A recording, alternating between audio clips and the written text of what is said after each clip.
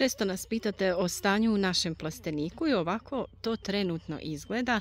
Vjerujte, mali je kaos jer se radi o zamjeni zimskog i proljetno-ljetnog uzgoja povrća. U plasteniku se kroz cijelu godinu mogu uzgajati različite biljke. Postoje one koje podnose hladnoću i koje mogu da se uzgajaju tokom cijele zime, a sada je vrijeme za njihovu berbu, a naravno koristili smo ih i tokom cijele zime.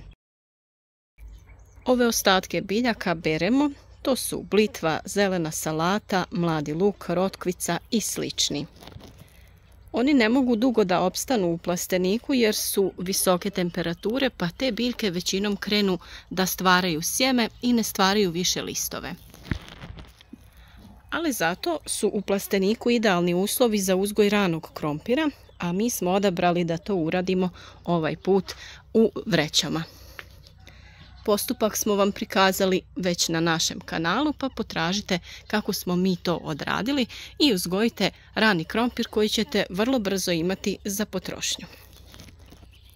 Plastenik je idealno mjesto za rani uzgoj, a tu su savršen dokaz naše jagode koje smo posadili u ove posude i napravili svojevrstan toranj. I one lijepo padaju preko ruba, ne dotiču zemlju, nisu izložene vlazi, ne trunu i vrlo rano dospijevaju zbog ugodnih temperatura. Još jedna prednost plastenika naravno jeste zaštićeni prostor za naše presadnice. Uzgojili smo sve presadnice koje su nam potrebne za uzgoj u plasteniku i naravno na otvorenom. Iako mnogi misle da su u plasteniku uvijek pogodni uslovi, mi smo morali da napravimo još jedan dodatni mali plastenik unutra u koji smo postavili sijalice kako bi zaštitili naše presadnice od mraza i niskih temperatura, to jest minusa. Uzgojili smo presadnice paprika, paradajza, različitih ljutih paprika. Naravno, tu je i patliđan, te imamo sve druge presadnice kojima su i dalje potrebni topli uslovi, poput presadnica smokve, oraha, kestena i sličnih. A neizostavno je naravno i naše cvijeće koje ćemo rasporediti po vrtu kako bi čuvalo naše biljke od štetnika i oboljenja. Tu je kadifica, neven i neizostavni dragoljub. A nešto kasnije smo posijali sjemena lubenica i tikvica jer one ne trebaju da budu previše velike kako bi se iznijele na otvoreno. One se siju zadnje u ciklusu i njihova veličina sa 2 prava lista biti će sasvim dovoljna da se nakon 1. maja presade na otvoreno u vrt. A naravno tu je bio i rani grašak koji smo sijali direktno u vrt i on je sada već zagrnut i potrebno je da mu se napravi potpora, a druge presadnice za sljedeći ciklus lijepo napreduju. Za nešto raniju berbu tu je i naša borovnica koja se s razlogom uzgaja u ovakvoj vreći jer je njoj potrebna kisela zemlja koja se posebno priprema za borovnice i ona će također ranije da dospije u ovim uslovima. Mi smo trenutno u procesu sadnje naših presadnica, paradajza, paprike, patliđana u najlone ispod kojih smo postavili navodnjavanje. Vrlo je važno da se prati vremenska prognoza i da uslovi budu pogodni da se obavi sadnja kako ne bi bilo niskih temperatura i kako biljke ne bi doživjele šok. Prije nekoliko dana, naravno, objavili smo video u kojem smo vam savjetovali kako na prirodan način napraviti hranjiva za biljke da ih zaštitite od ovih temperatura koje su dosta niske, ali one odgovaraju dobu godine u kojem smo trenutno.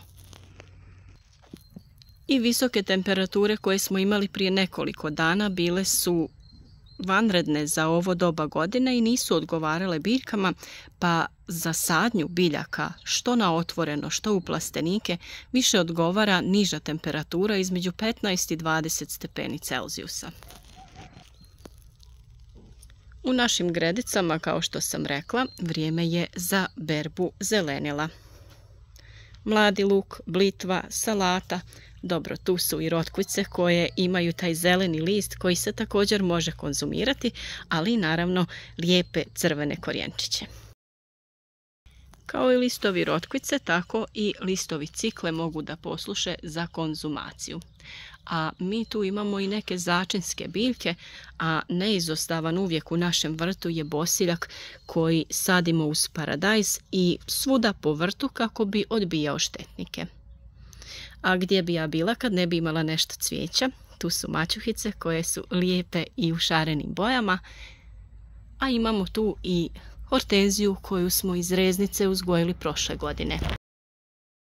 O uzgoju biljaka iz sjemena, iz reznica, sve možete pronaći na našem kanalu kako bi odradili sve te poslove na vrijeme i odradili ih na pravilan način kako bi imali lijepe i zdrave biljke, to jest cvjetnice.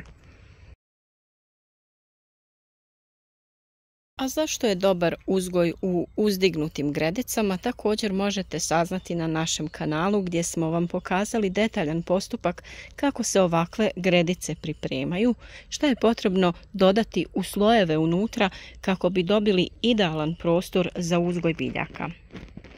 Vrlo je važno da svi ti slojevi budu prirodni i onda se dodaje drvo koje smo pronašli u šumi koje je već krenulo da se raspada, dodaje se slama, dodaje se list, na to se dodaje zemlja, te nakon toga možete dodati stajnjak koji će biti idealno hranjivo, kao i glistinac koji smo već toliko puta preporučili.